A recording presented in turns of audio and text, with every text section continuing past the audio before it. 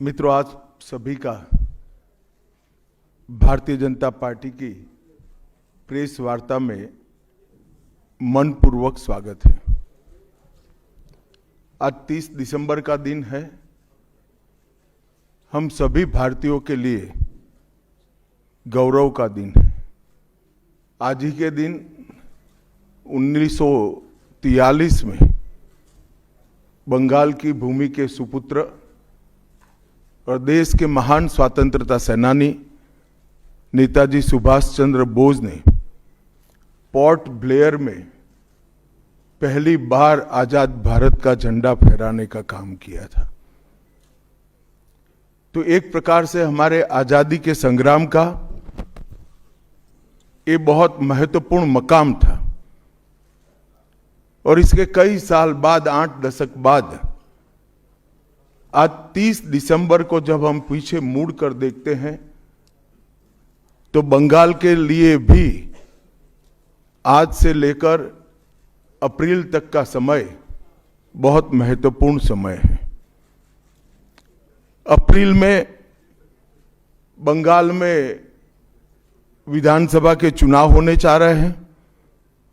भय, भ्रष्टाचार, कुशासन और घुसपैठ की जगह विरासत, विकास और गरीब कल्याण की एक मजबूत सरकार बनाने का बंगाल की जनता का संकल्प बंगाल में जहां पर भी जाते हैं वहां दिखाई पड़ता है।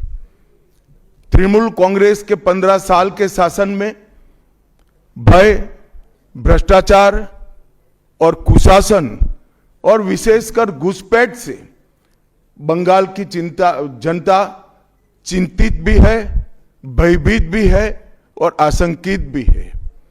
हम भारतीय जनता पार्टी के सभी कार्यकर्ता बंगाल की जनता को आश्वासन भी देना चाहते हैं और वादा भी करना चाहते हैं कि मोदी जी के नेतृत्व में बंगाल में भारतीय जनता पार्टी की सरकार बनने के साथ ही यहां की विरासत को हम पुनर्जीवित करेंगे।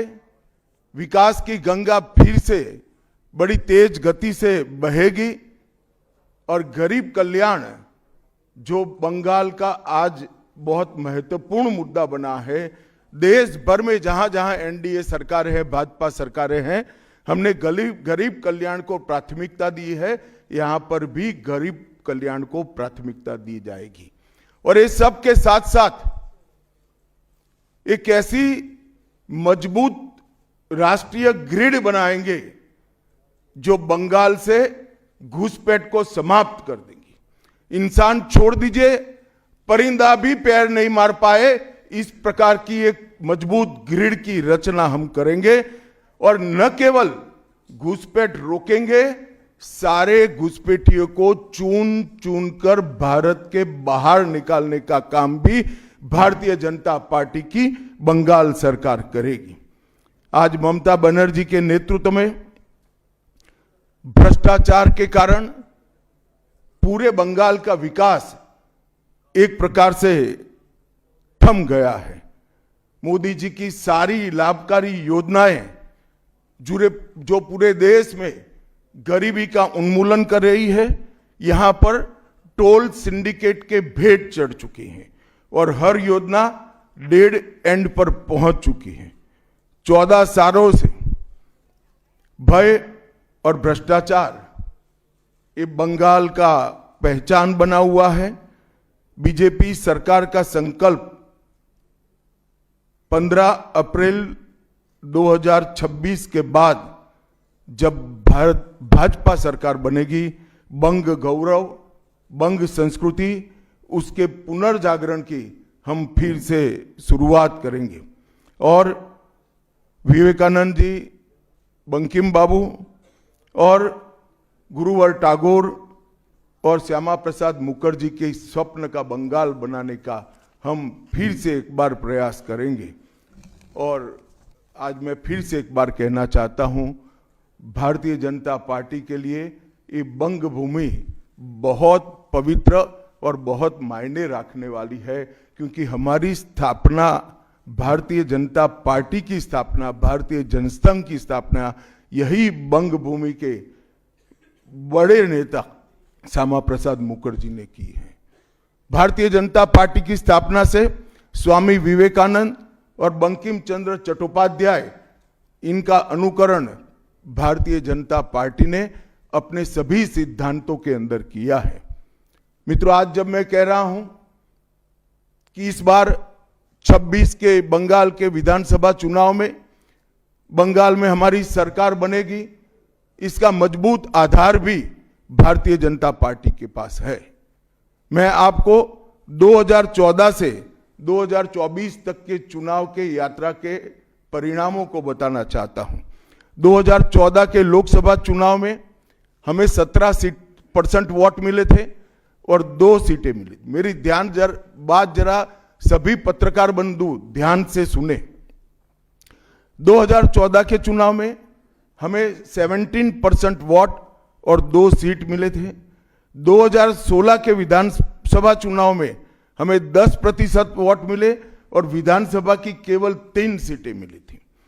फिर 14 से 19 के बाद 19 के लोकसभा चुनाव में हमें 41% वोट मिले और 18 सीटें मिली।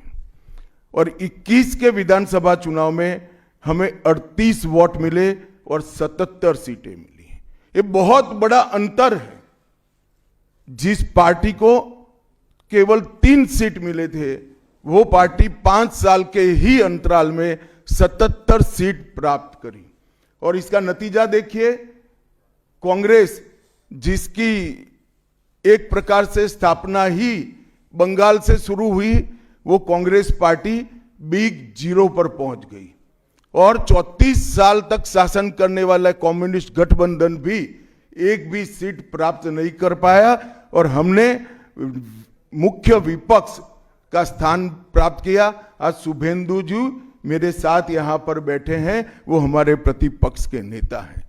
24 के चुनाव में भी हमने 39% वोट प्राप्त किया, 12% सीट प्राप्त की, 12 सीटें प्राप्त की। और 26 में हम निश्चित रूप से प्रचंड बहुमत के साथ भारतीय जनता पार्टी की सरकार बनाने वाले हैं। मित्रों, ये 24 से अब तक का समय भारतीय जनता पार्टी के लिए बहुत शुभांकर सिद्ध हुआ है। 24 में लगातार तीसरी बार नरेंद्र मोदी जी इस देश के प्रधानमंत्री बने। उसके बाद महाराष्ट्र में, हरियाणा में, दिल्ली में और अब बिहार में भारतीय जनता पार्टी की सरकारें बनी हैं। 24 के चुनाव में उड़ीसा और आंध्र प्रदेश में भी पूर्ण बहुमत की भाजपा की और एनडीए की सरकार बनी है। मुझे पूरा भरोसा है कि 2026 में बंगाल में 2/3 बहुमत के साथ भारतीय जनता पार्टी की सरकार बनेगी। ये बंगाल की जनता तय कर बैठी है। मित्रों, जहां पर भी बंगाल में जाते हैं, पूरे बंगाल की जनता घुसपैठियों से त्रस्त है। क्या कोई राज्य सरकार ऐसी हो सकती है जो घुसपैठियों की पनाहगाह अपने राज्य को बना दे? राष्ट्रीय सुरक्षा पर एक कितना बड़ा खतरा है, इसका जवाब बंगाल की मुख्यमंत्री ने बंगाल के चुनाव में दे। घुसपैठ रोकने के लिए उनके पास क्या योजना है? आर्टिकल 370 हटता है, वो विरोध करती है। सीएए लाकर बंगाल के शरणार्थियों को नागरिकता देने का हम कार्यक्रम करते हैं, वो विरोध करती हैं। और वो ठीकरा फोड़ते हैं कि बीएसएफ है, वो रोक नहीं रही है। ममता जी, मैं आज आपको इस सार्वजनिक प्रेस वार्ता में पूछना चाहता हूं कि कौन सी सरकार है बांग्लादेश की पूरी सीमा पर जो वाड़बंदी करने के लिए, बॉर्डर पर फेंसिंग करने के लिए जमीन नहीं देती है? अगर आप जवाब न दे पाए तो मैं ही देता हूं। आपकी ही सरकार है जो जमीन नहीं देती है, जिसके कारण फेंसिंग का काम समाप्त नहीं होता है। फिर भी भौगोलिक रूप से कठिन सीमा पर से कोई घुस कर आता है तो कहां जाता है? सबसे पहले सबसे पहले बंगाल के गांव में जाता है, आपका पटवारी क्या कर रहा है, आपका थाना क्या कर रहा है, क्यों इसको अरेस्ट नहीं किया जाता, क्यों उस पर केस दर्ज नहीं होता, क्यों इसको वापस भेजा नहीं जाता? जवाब है क्या आपके पास? क्या बंगाल की मुख्यमंत्री ये जवाब दे सकती है कि असम में घुसपैठ क्यों बंद हो गई, त्रिपुरा में घुसपैठ क्यों बंद हो गई, गुजरात और राजस्थान की बॉर्डर पर घुसपैठ क्यों नहीं होती है, पंजाब की बॉर्डर पर घुसपैठ क्यों नहीं होती है, कश्मीर की बॉर्डर पर घुसपैठ क्यों नहीं होती है, सिर्फ बंगाल में क्यों होती है? क्योंकि आपकी निगहबानी में घुसपैठ कराई जाती है और बंगाल को धीरे धीरे डेमोग्राफी चेंज कर कर आपकी वोट बैंक को पुख्ता करनी चाहती है। मगर ये लंबा नहीं चलेगा। बंगाल की जनता अब जान गई है और इसके खिलाफ लामबंद भी हो रही है। और मुझे मालूम है अगला चुनाव घुसपैठियों को निकालने के मुद्दे पर और घुसपैठ रोकने के मुद्दे पर लड़े जाने वाला है, क्योंकि न केवल ये बंगाल का अब मामला रहा है। मैं आज बंगाल की जनता को इस प्रेस वार्ता के माध्यम से बताने आया हूं कि बंगाल की बॉर्डर से हो रही घुसपैठ सिर्फ बंगाल का मामला नहीं रहा है, अब ये राष्ट्रीय सुरक्षा का मामला है। देश की संस्कृति को बचाना है, देश की सुरक्षा को सुनिश्चित करना है, तो बंगाल की बॉर्डर सील कर दे, ऐसी देशभक्त सरकार यहां लानी पड़ेगी जो ममता बनर्जी नहीं कर सकती, केवल और केवल भारतीय जनता पार्टी कर सकती है। घुसपैठ के अलावे भ्रष्टाचार से पूरी बंगाल की जनता त्रस्त है। रोजवेली चिटफंड घोटाला, कैश फॉर क्वेरी घोटाला, एसएससी घोटाला, नगर पालिका नगर नियम का भर्ती का घोटाला, गाय तस्करी का घोटाला, राशन पीडीएस का घोटाला, मनरेगा का घोटाला, पीएम आवास का घोटाला, इतने सारे घोटाले हैं कि मैं पूरा लिस्ट पढ़ूंगा तो मेरी प्रेस कॉन्फ्रेंस का पूरा हिस्सा ही उसमें चला जाएगा। अब क्या ममता बनर्जी इस बात का जवाब दे सकती है कि आपके मंत्रियों के ठिकाने पर से 27 करोड़ रुपया मिलता है, जिसको गिनते गिनते नोट गिनने की मशीन भी गर्म होकर बंद हो जाती है? बंगाल जैसे गरीब राज्य के अंदर 27 करोड़, 20 करोड़, 15 करोड़ ये राशि मिल रही है, आपकी कोई अकाउंटेबिलिटी नहीं है। पार्थो चैटर्जी जेल में जाते हैं, ज्योति प्रिय मलिक जेल में जाते हैं, अनुव्रत मंडल जेल में जाते हैं, जीवन कृष्ण शाह जेल में जाते हैं, माणिक भट्टाचार्य जेल में जाते हैं, चंद्रनाथ सिन्हा जेल में जाते हैं, परेश पाल जेल में जाते हैं, कुंतल घोष जेल में जाते हैं, फिरहाद हकीम वो भी आरोपी बनाए जाते हैं, शोभन चैटर्जी आरोपी बनाए जाते हैं, कुणाल घोष 3 साल जेल में रहकर आते हैं, और आप कहती है कि भ्रष्टाचार नहीं हो गया, हो रहा है।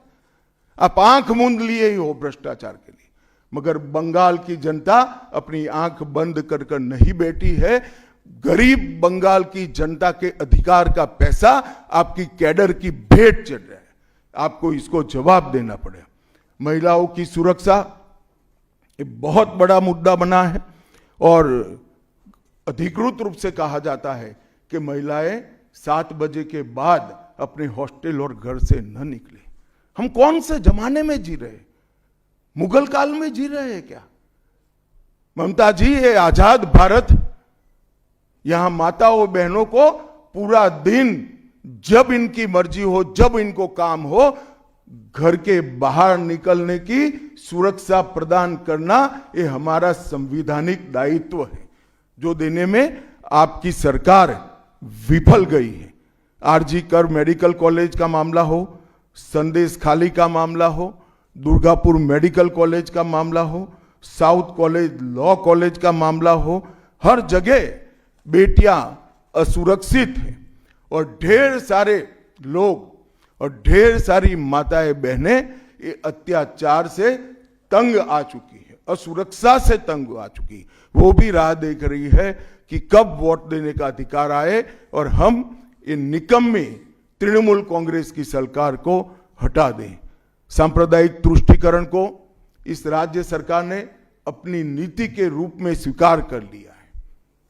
अब मरहम लगाने का प्रयास हो रहा है, मैं सुबह से देख रहा हूं, मगर अब मरहम लगाने से कुछ नहीं होता है।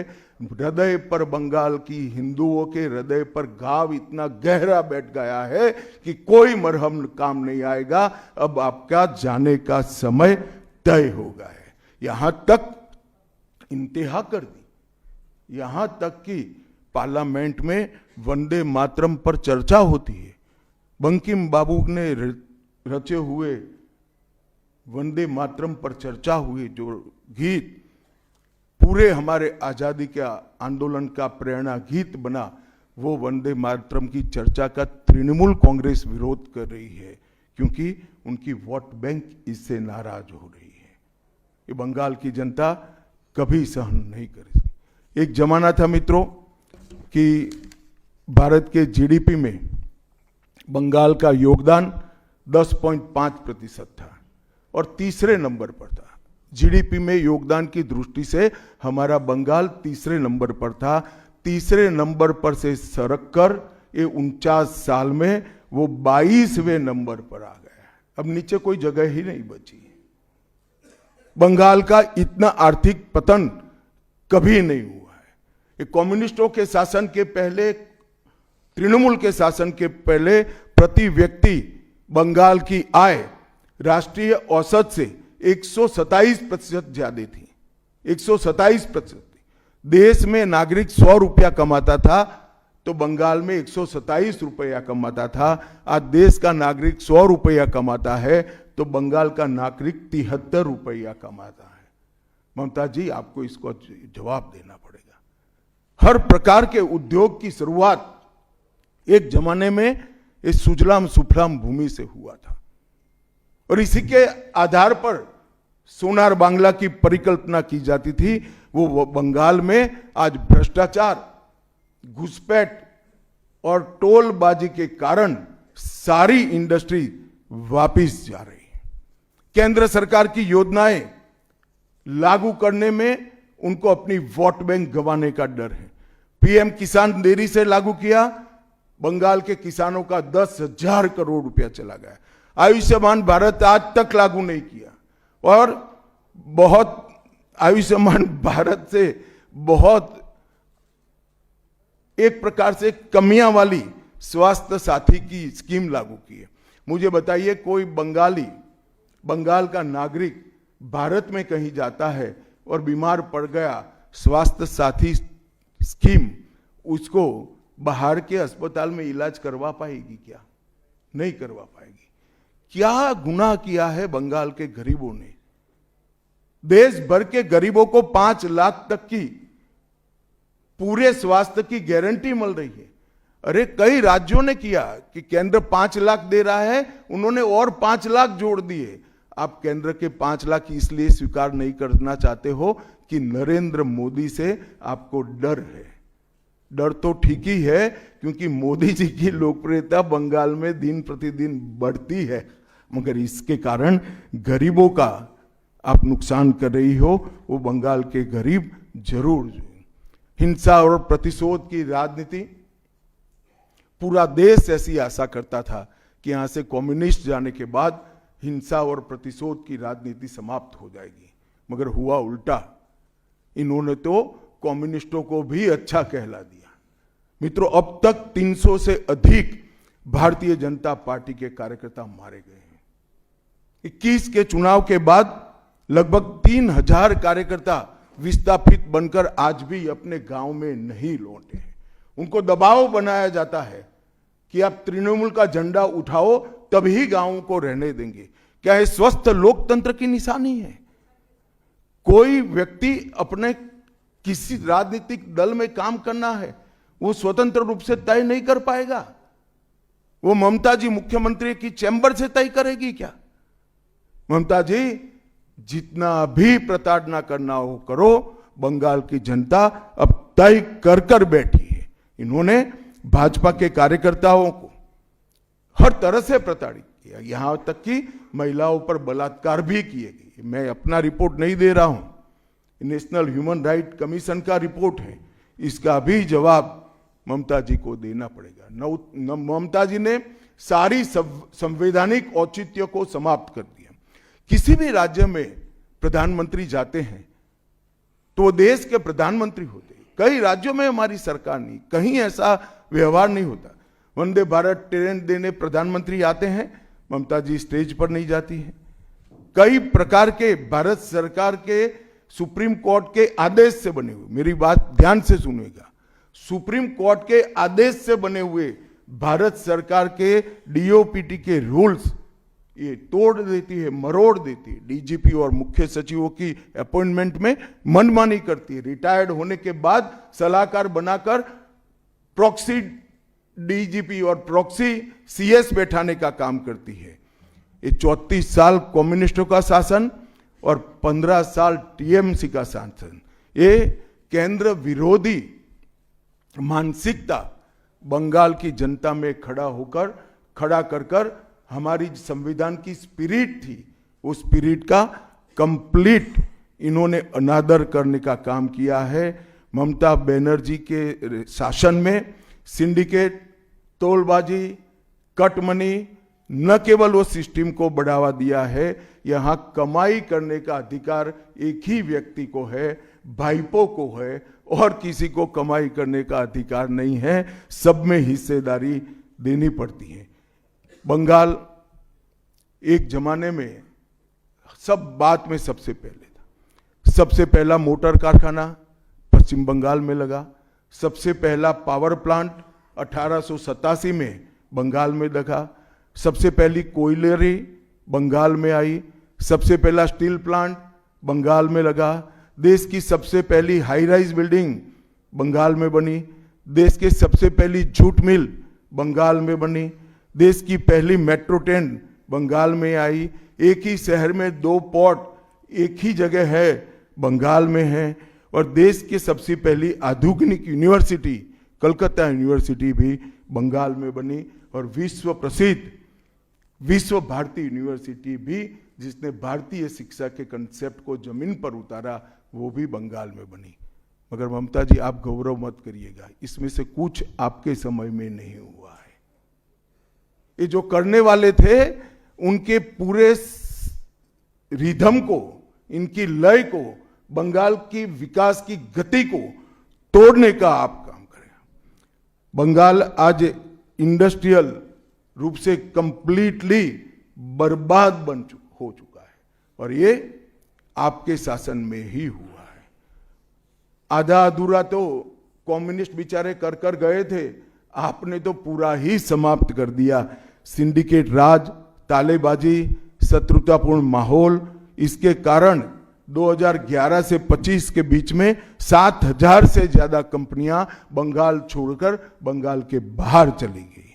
और मित्रों, ये बहुत बड़ा सेटबैक बंगाल के आर्थिक विकास के लिए है। मित्रों, बंगाल स्वामी विवेकानंद, बंकिम चंद्र चट्टोपाध्याय, शरद चट्टोपाध्याय, महर्षि अरविंद, ईश्वर चंद्र विद्यासागर और कवि गुरु टैगोर जैसे महापुरुषों की धरती है।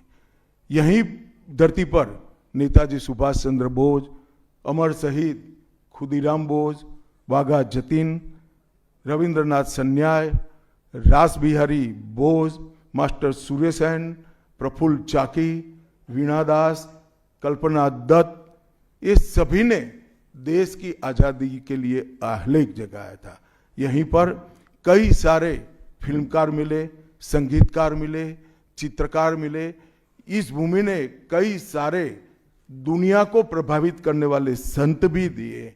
वो बंगाल आज ऐसे कगार पर पहुंच गया है कि अगर एक घुसपैठ की बयार रोकी नहीं गई तो बंगाल का अस्तित्व भी खतरे में है। ऐसा स्पष्ट रूप से समाज जीवन को जानने वाले सभी लोग मानते हैं।